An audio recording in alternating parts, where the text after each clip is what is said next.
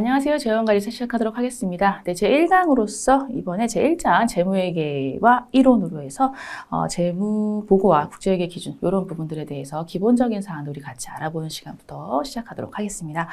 네, 첫 번째 제1장이 재무회계와 이론 쪽이고요. 제1번 재무보고와 국제회계 기준에 관련된 걸로 해서 우선 회계의 정의와 구분부터 우리 알아보는 시간 갖도록 하겠습니다. 네, 회계의 정의와 구분이에요. 네, 회계의 정의는 그냥 간단하게 생각했을 때 이런 거죠. 그냥 정보 이용자가, 외부의 정보 이용자가 혹은 뭐 내부의 정보 이용자가 그런 정보 이용자가요, 합리적인 판단이나 의사결정을 할 수 있도록 유용한 정보를 제공하는 거. 요게 간단하게 얘기하면 회계의 정의라고 볼 수가 있는 부분이고요. 정보 이용자가 누구냐에 따라서 회계는 크게 세 가지로 구분이 됩니다. 그래서 첫 번째로는 재무회계고요.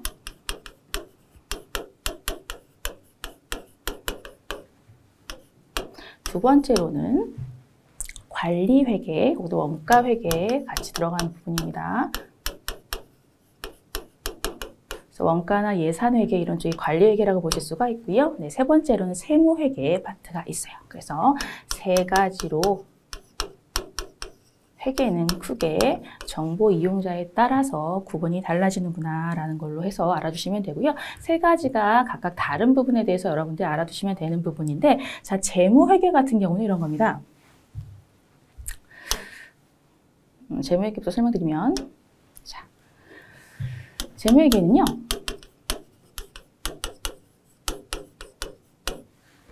기본적으로 외부의 정보 이용자를 위해서 제공을 하는 부분이 재무회계이기 때문에 외부 보고 목적을 가지고 있습니다.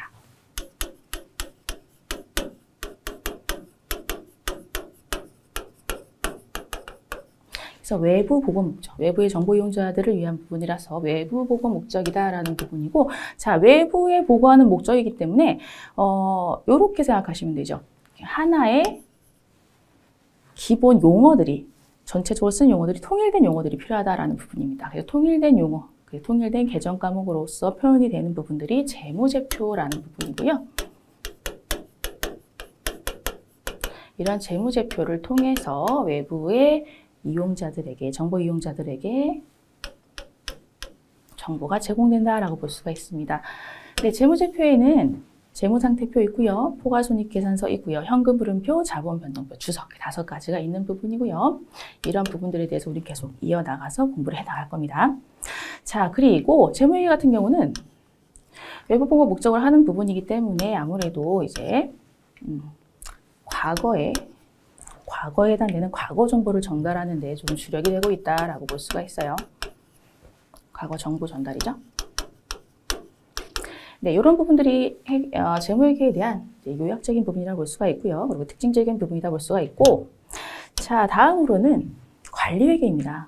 관리회계, 즉 원가회계, 예산회계 뭐 이런 부분인데요. 관리회계 같은 경우는 재무회계랑 다르게 외부 정보 이용자를 위해서 만든 회계가 아니에요. 그렇기 때문에 내부의 정보 이용자들 위해서 만든 겁니다.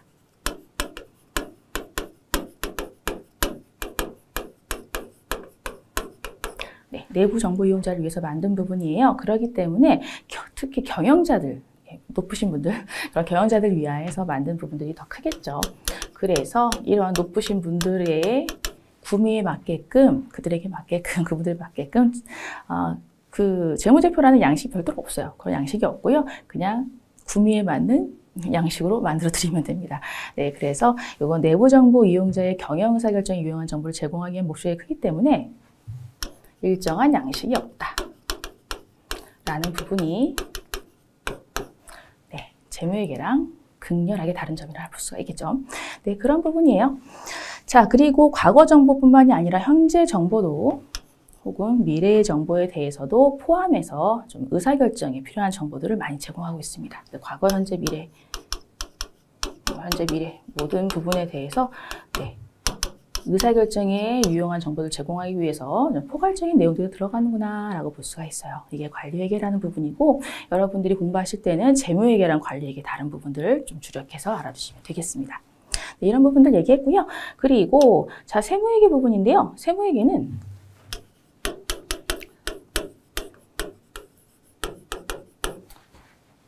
결국은 세금을 납부하기 위한 겁니다. 그래서 과세관청에 이제 세금이 얼마가 나왔는지 이런 부분들에서 이제 계산을 하고 하는 부분, 즉 과세표준과 가세표준 그리고 산출세액을 계산하는 거, 이게 세무회계다라고 볼 수가 있습니다.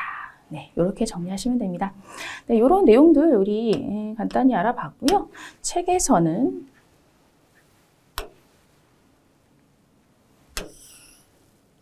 여기 있는 내용 한 겁니다. 그래서 내용 제 설명 위주로 해서 여기 있는 내용들 한번 읽어봐 주시면 되십니다. 네, 됐고요. 다음으로는 자, 재무회계와 재무보고 부분으로 해서 자, 재무회계, 재무제표 부분에 대해서 얘기를 하고 있는데요. 다 제가 얘기 드린 부분이에요. 자, 재무회계는 외부의 정보 이용자들을 위해서 정보를 제공하는 부분이다. 그래서 재무제표가 필요하다. 재무제표는 5가지 있다. 재무상태표, 포괄손익계산서, 현금흐름표, 자본변동표 주석. 제가 계속 얘기하는 이유는 외워두셔야 된다. 예, 재무제표 5가지는 기본적으로 아셔야 됩니다. 네, 이런 부분으로 해서 재무회계와 재무제표는 앞서 말씀드린 부분이기 때문에 별도 설명 더 부과하지 않고 이 정도 정리할 거고요. 자, 재무보호 관련해 조금만 더 말씀을 드려보면 이런 것들.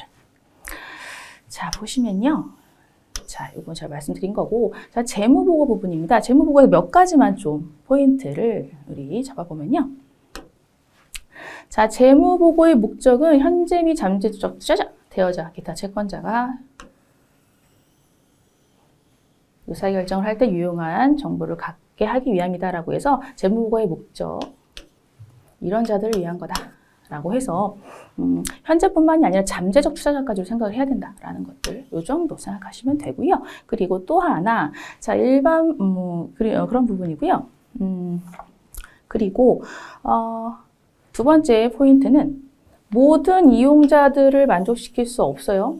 이용자들이 얼마나 많은데, 그죠? 이거 어떻게 다 만족시킬 수 있는 재무제표를 만들 수 있겠어요. 그렇기 때문에 이런 재무보고는 포인트, 현재뿐만 아니라 잠재적 투자자를 위해서도 제공되는 부분들이 있고요. 그리고 모든 정보를 제공할 수는 없다라는 거, 이 정도 알고 가시면 되겠습니다. 됐습니다. 네, 그리고요. 자, 다음으로 가서요. 국제회계 기준의 필요성 부분인데요. 네, 국제적 비교 가능성, 신뢰성 제고하는 부분으로 해서 이제 같은 말을 쓰는 거죠. 여러 나라가 있다라고 하면 나라는 다 다르고 언어는 다 다르지만 이러한 국제회계 기준을 하나로서의 기준을 가지고 회계 기준을 만들어서 하는 부분이라서 국제적 비교 가능성, 신뢰성이 제고됩니다. 뭐 국제적인 상호 이해 가능 증진됩니다. 뭐 이런 부분으로 해서 좋은 거, 좋구나라고 생각하시면 돼요. 결론적으로. 그런 부분이고요. 근데 4번에 해당되는 걸로 해서 국제회계 기준의 특징, 이 부분에 대해서 우리가 일반 기업 회계 기준과 좀 비교하면서 우리 알아보는 시간 갖도록 할 겁니다. 자, 국제회계 기준.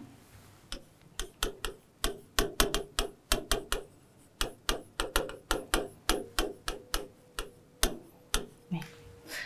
일반 기업 회계 기준.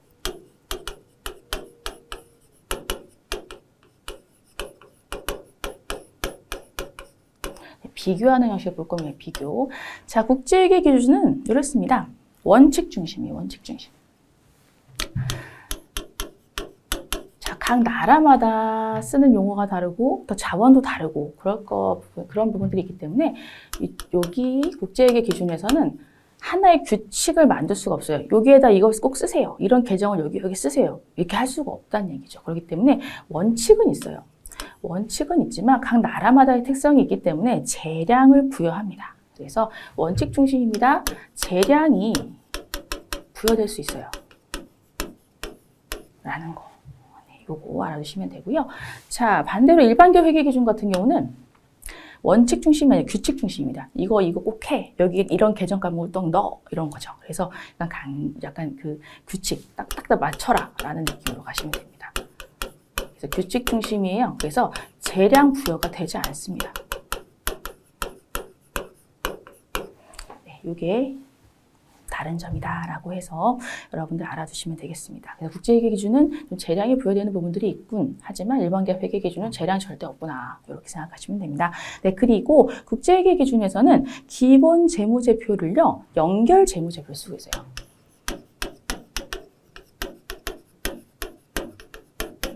자, 연결 재무제표는 이런 겁니다. 지배회사랑 종속회사가 있을 경우에 지배회사, 종속회사에 대한 모든 재무제표를 결합해서 연결 실체라고 하거든요. 그런 부분은 연결 실체에 대해서 모든 정보를 다 종합해서 그래서 지배회사, 종속회사의 모든 정보를 다 연결해서 재무제표로 제공한다라고 보시면 되겠습니다.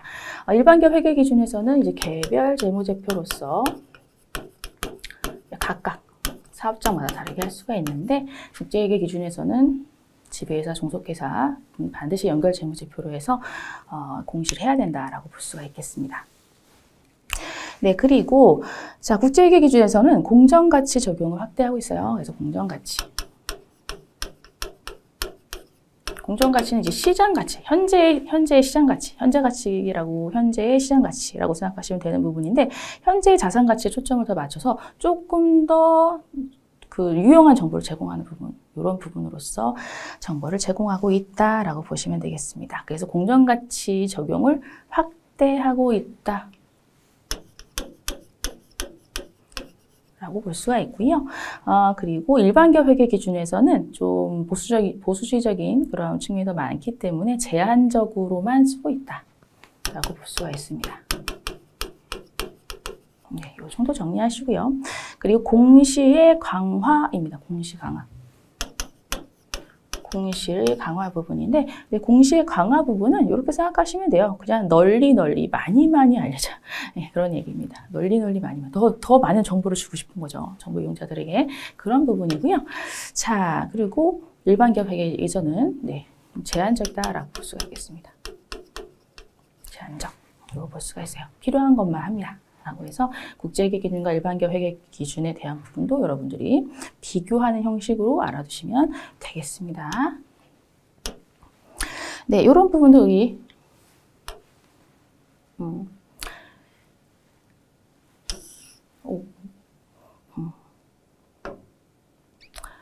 네. 여기 있는 내용도 같이 한 겁니다. 여기 있는 내용도 같이 정리해 주시면서 해주시면 되겠고요. 그리고 다음으로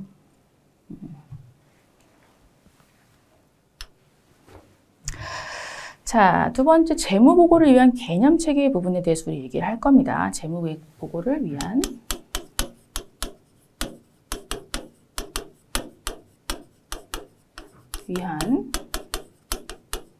개념체계고요. 자, 요거 잘 보시면, 자, 일단 개념체계가 뭔가라고 했을 때, 회계 기준은 뭔데 갑자기 개념체계가 왜 나와 이러실 수 있어요. 근데 개념체계부터 살짝 정리를 해보면 이런 부분입니다. 근데 개념체계는요, 이런 개별 회계 기준들이 있으면,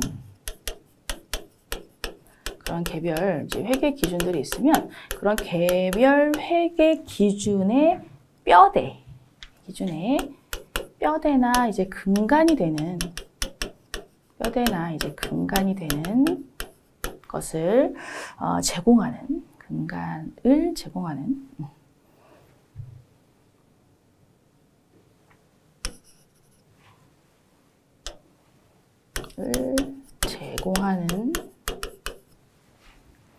역할로서 이제 개념 체계가 나오게 됐다라고 할 수가 있습니다. 개별 회계 기준이 다 다르기 때문에 그런 개별 회계 기준의 뼈대나 근간을 제공하는 역할을 담당하기 위해 개념 체계를 만든 부분이고요.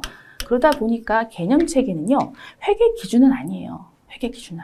그래서 개념 체계랑 회계 기준은 다릅니다. 회계 기준은 아니에요.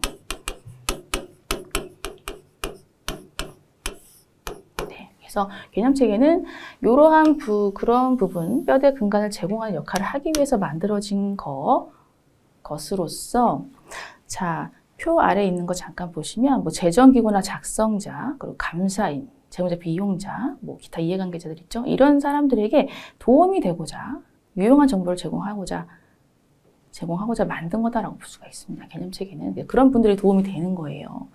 재정기구든 작성자든. 그런 부분에서 개념체계가 역할을 하고 있다라고 볼 수가 있고요. 중요한 건 회계 기준이라고 할 수는 없습니다. 그렇기 때문에 표 아래쪽에 보시면 참고 표시죠. 참고 표시. 요거 잠깐 보시면 여기 좀 강조 드리고 갈게요. 편 보시면 자, 위의 개념 체계는요. 한국 책대 국제 회계 기준은 아니에요. 아니에요. 그래서 어떤 경우에도 이러한 한국 책대 국제 회계 기준에 우선할 수가 없습니다. 그래서 보시면 자, 개념 체계는 회계 기준이 아니라고 했고요. 그렇기 때문에 회계 기준과 개념 체계를 비교했을 때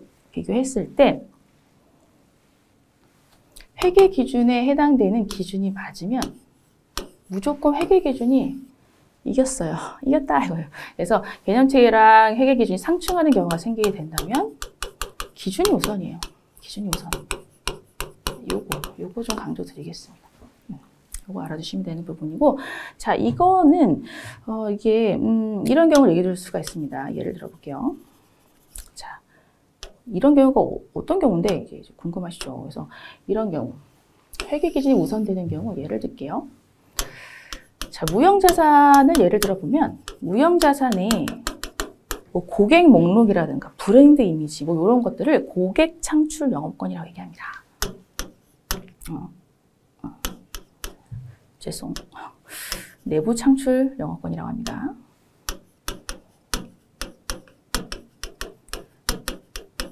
영업권이라고 해서 뭐 기업 브랜드 이미지, 뭐 고객 목록, 뭐 이런 것들이 이제 내부 창출 영업권이라고 볼 수가 있는데, 자, 내부 창출 영업권 관련된 이 부분이 자, 개념 체계에서의 자산의 인식 기준은요.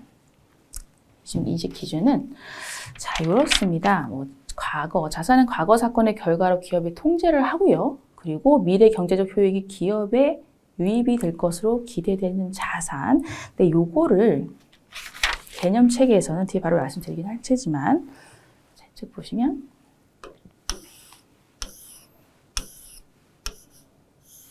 요거 설명하고 있는 겁니다. 우선할 수 없다라는 부분이고, 자, 좀 더 가보면,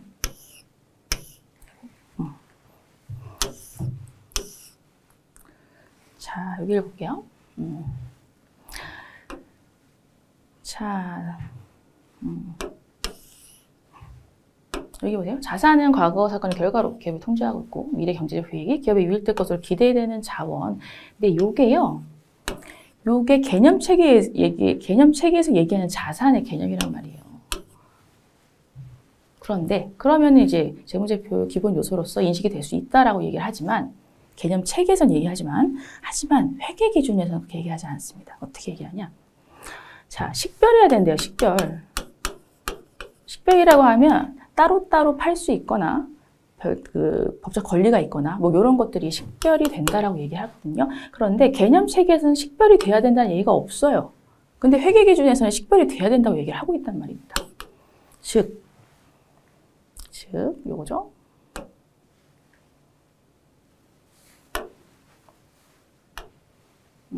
요거죠. 자, 다시 와보면 자, 회계 기준, 개념 체계는 무형자산에 대해서 식별에 대한 얘기가 없어요. 식별이 없어도 그냥 미래 경제적 효익이 유입될 거다 하면 자산으로 인식할 수 있다라고 얘기하지만 회계 기준에서는 식별돼야 된다고 얘기하고 있단 말이에요. 그러니까 내가 이겼네. 얘가 이겼죠. 회계 기준 이겼죠. 그러니까 내부 창출 영업권은 무형자산 인식 못해요. 이 말입니다. 예, 그래서 가장 대표적인 예로 볼 수가 있어요. 그래서 기준이 우선한다라는 의미는 이런 것이다라고 이해하시면 되겠습니다. 네, 이런 얘기들 같이 해봤고요.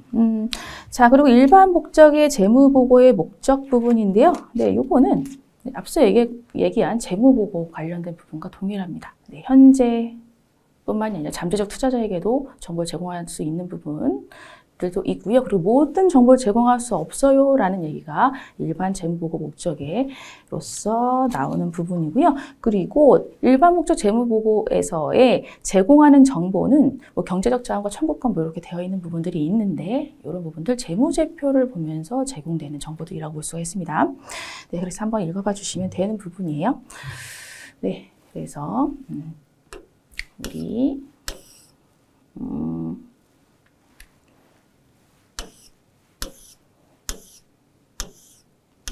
이런 부분들까지 했습니다. 네, 내용들, 중요한 내용들 여러분들이 잘 체크하시고 넘어가셔야 되는 부분이고요. 그리고 우리는 이제 기본 가정과 재무제표의 질적 특성으로 해서 가보도록 할 텐데, 자, 기본 가정과 재무제표의 질적 특성은 딱 한 가지만 기억하세요. 유일하게 한국주택 국제회계 기준에서 유일하게 인정하는 기본 가정은 계속기업의 가정 하나밖에 없습니다.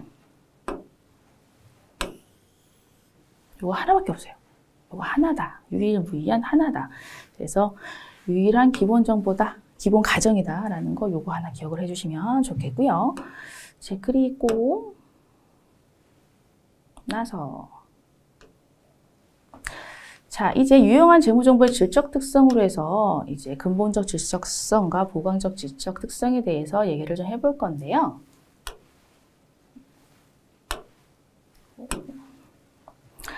자, 이런 부분들입니다. 자, 질적 특성으로서 근본적 질적 특성. 네, 이제 구분해서 잘 알아두셔야 되는 부분이죠. 근본적 질적 특성과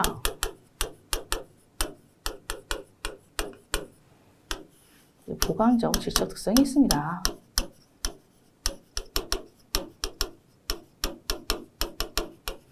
자, 근본적 질적 특성은 또 두 가지로 나눌 수가 있어요. 그래서 목적 적합성과 표현의 충실성을 나눌 수가 있다라는 거죠. 적합성과 표현의 충실성으로 나눠진다라는 부분입니다.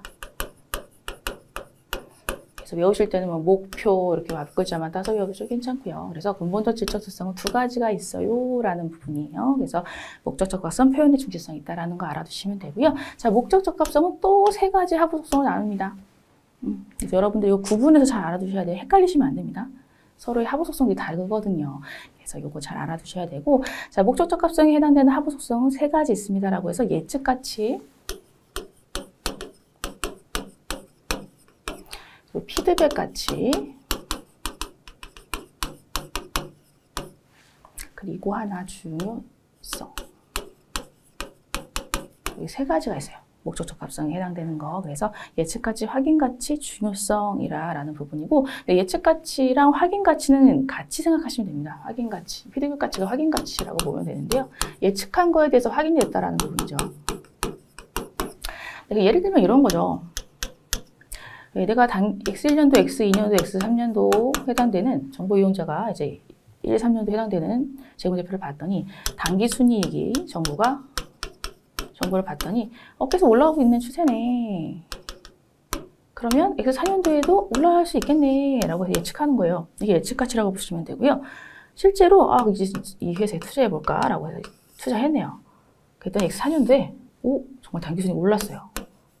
그래서 배당도 받고 기분이 좋아요. 막 이런 거죠. 그랬을 때는 확인 가치가 이제 정말 당기 순이익이 올랐어 라고 확인이 된 거라고 볼 수가 있습니다. 그래서 예측 가치, 확인 가치는 같이 간다라고 보실 수가 있고요. 그리고 중요성 부분에 해당되는 거는 특정 정보가 생략되거나 잘못된 표시가 된다라고 했을 때 의사결정에 영향을 미치는 그러한 부분들이면 이건 중요한 정보라고 할 수가 있다라는 부분이고, 이러한 중요한 정보는요, 금액이 크다라는 건 아니에요. 금액이 큰 건 아니에요. 중요하다라고 해서 금액이 크다라는 건 아닙니다. 그래서 금액이 큰 게 중요한 정보예요 라고 하면 아니겠죠. 그래서 그런 것들을 잘 체크하셔야 돼요. 함정 드리고 있어요. 네, 함정 문제 드리고 있습니다. 이런 거 속아 넘어가시면 우리 속상하니까 속아 넘어가지 마시고, 자, 요거 넘어가지 마시고요. 이제 표현의 충실성을 하도록 하겠습니다. 근데 표현의 충실성이 표현적인 부분이기 때문에 충실하게 한다라는 거. 표현 어떻게 충실하게 할까요? 완전하게 해야지 충실하겠죠. 완전한 서술. 그리고 중립적이어야 됩니다. 어디 편의되게 정보를 제공하면 안 되니까 중립적인 서술을 해야 됩니다라는 거예요. 네, 그리고 오류가 많으면 안 되겠죠. 그래서 오류의 배제. 이렇게 해서 세 가지는 표현의 충실성에 해당되는 하부 속성이다라고 해서 여러분들이 알아두시면 되겠고, 두 개에 해당되는 하고 속성들 헷갈리실 수 있으니 헷갈리시지 않게 잘 여러분들이 외워두시는 거 중요합니다. 네, 그리고 보강적 질적 특성에 해당되는 걸로 해서 4가지가 있습니다. 그래서 비교 가능성,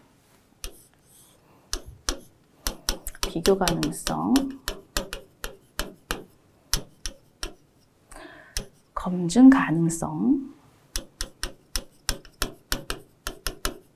비검적, 적식성, 이해 가능성. 네, 이렇게 해서 보강적 질적 특성이 4가지가 있다라는 걸로 해서 비교 가능성 부분으로 해서 뭐 비교 가능성은 기간별로 비교 가능하다라고 해서 이제 동일 기업내 같은 경우는 정기, 단기를 같이 표시해서 재무제표에 제공합니다. 그런 것들이 비교 가능성, 기간별 비교 가능성을 제공한다라고 볼 수가 있는 부분이고요.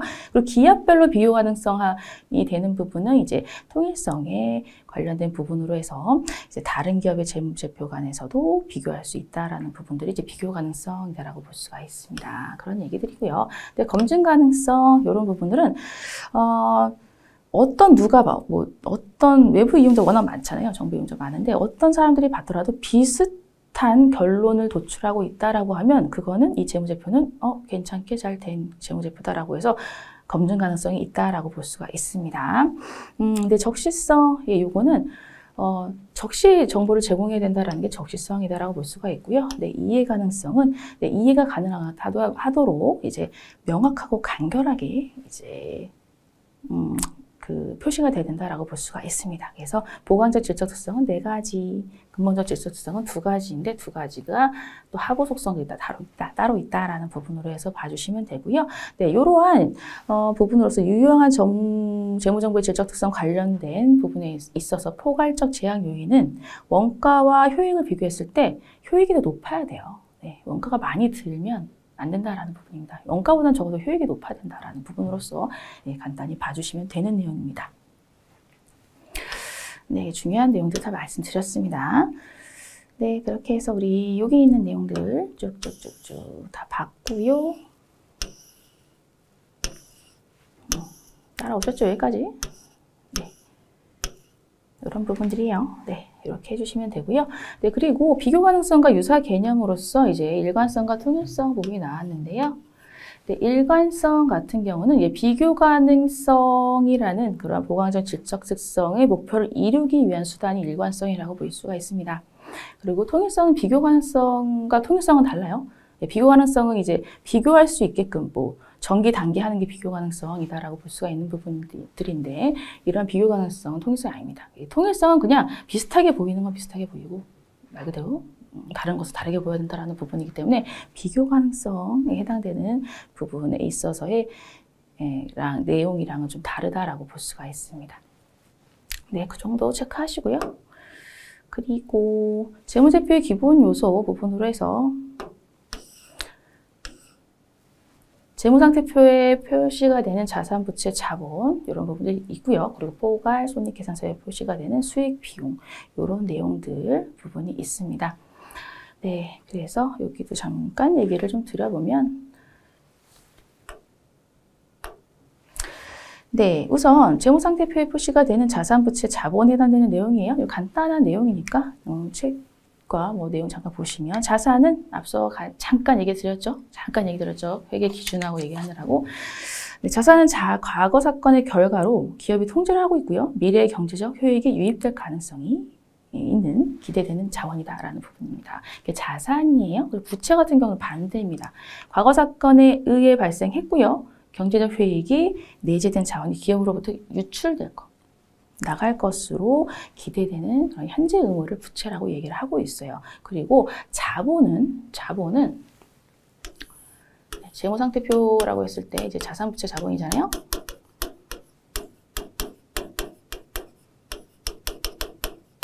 자산에서 부채를 뺀 순자산, 자녀 지분의 성격으로서 순자산이라고 얘기합니다. 자산에서 부채를 뺀 것이 자본이고요. 자녀 지분이면서 순자산이라고도 표현이 되는 게 자본이다라는 부분입니다. 이렇게 여러분들이 알아주시면 되는 부분이고요. 그리고 성과 부분 같이 봤을 때 성과는 이제 수익과 비용이 있죠. 성과 쪽으로는 수익과 비용이 있는데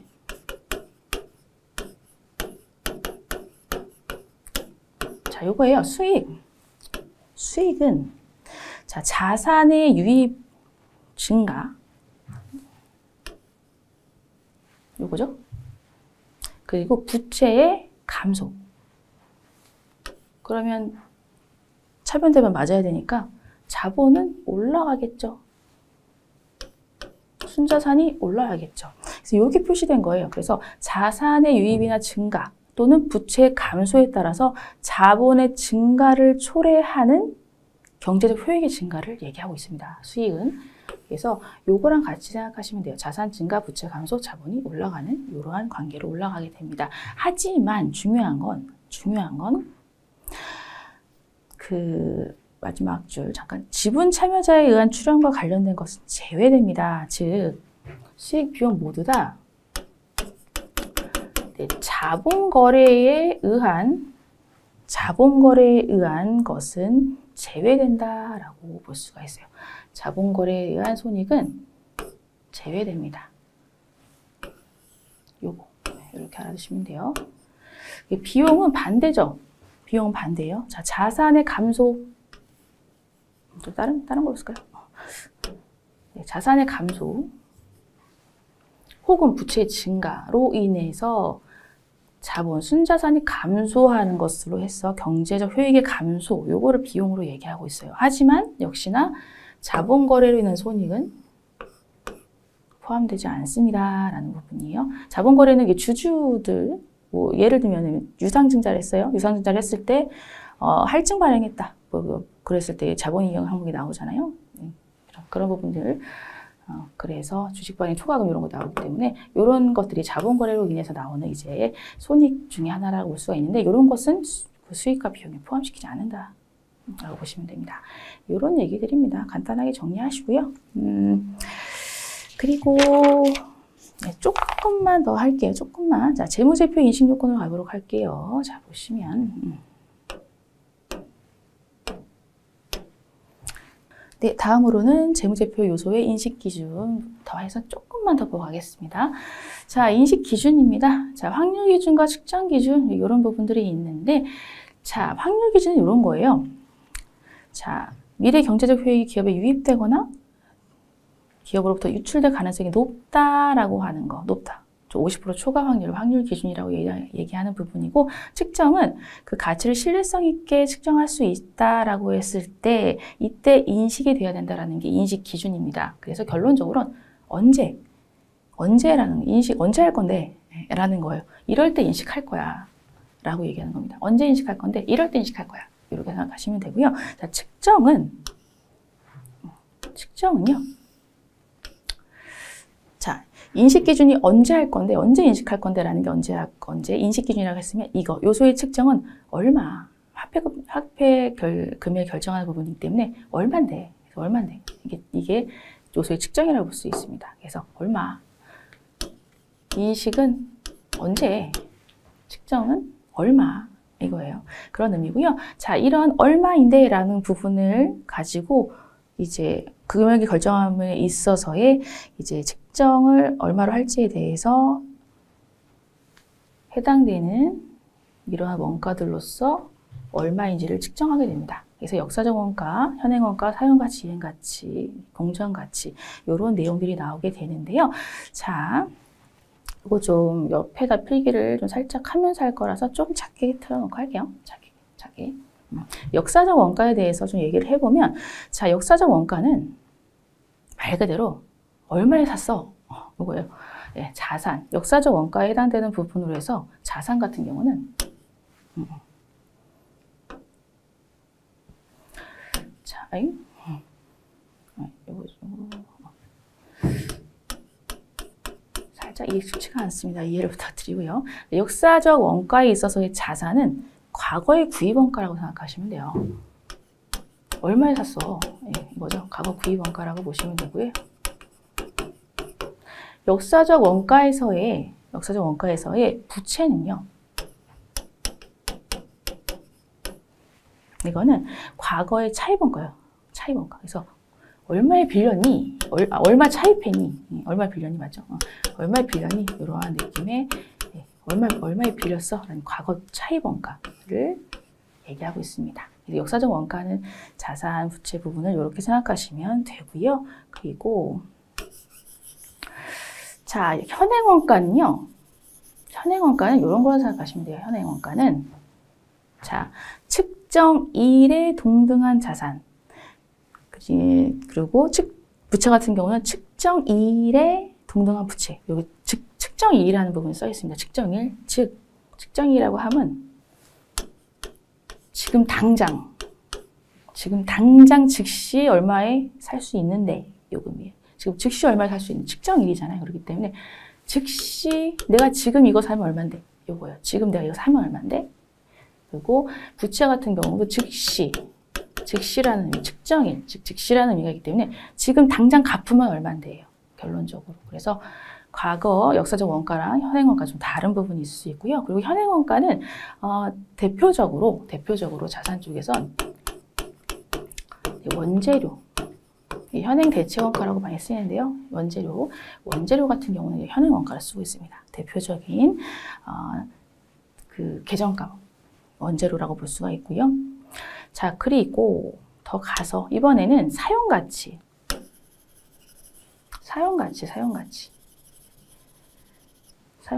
사용가치는 자산의 입장에서는 자, 정상적으로 처분하는 경우라는 문구가 있습니다. 그리고 부채에서는 정상적인 영업 과정에서 상환한다라는 부분이에요. 그래서 현행 원가처럼 지금 당장이 아니라 정상적인 영업 과정에서예요. 정상적인 영업 과정에서 반복적으로 계속 수행되는 정상적인 영업 과정에서 팔 수 있는 거죠. 팔 수 있는 게 얼마인데 살 수 있는 게 얼마? 팔 수 있는 거죠. 이거는 정상적인 영업 과정에서 팔 수 있는 거. 얼마에 팔 수 있는데 라는 부분이에요. 영업 과정에서의 판매 가격이라고 볼 수가 있습니다. 이제 판매 가격, 영업 과정에서의 판매 가격이고요. 이게 사용가치예요. 사용가치고 사용가치는 자산에서 쓰이는 용어라고 생각하시면 됩니다. 그리고 자산에서의 사용가치를 쓰는 대표적인 계정은요. 제품 계정. 이게 맛있어요. 여기까지 알아두시면 좋겠고, 그리고 또 하나, 자, 부채는 정상적인 영업 과정에서 상환하기 위해 지급될 현금흐름 현재가치입니다. 그렇기 때문에 요거는 정상적인 영업 활동 중에서의 상환 원가라고 보시면 돼요. 상환 원가라고 보시면 되겠습니다. 그래서 요거는 부채는 이행가치라고 얘기를 합니다. 이렇게 정리하시고요. 그리고 공정가치는 뭐 별도로 말씀드릴 게 없는 게 그냥 현재 시장가치라고 생각하시면 돼요. 현재 시장가치, 공정가치, 시장가격이다라고 보시면 되겠습니다. 네, 이런 걸로 해서 요소의 측정으로 해서 얼마를 측정할 때 역사적 원가, 현행 원가, 그리고 사용가치, 공정가치를 쓰고 있다라는 부분까지 우리 같이 말씀드렸습니다. 네, 이렇게 여러분들 정리하시면 좋겠다라고 말씀드리고요. 오늘은 여기까지 마무리하고 다음 시간에 재무제표 표시부터 해서 조금 더 자세한 내용으로 들어가 보도록 하겠습니다. 수고 많으셨습니다. 감사합니다.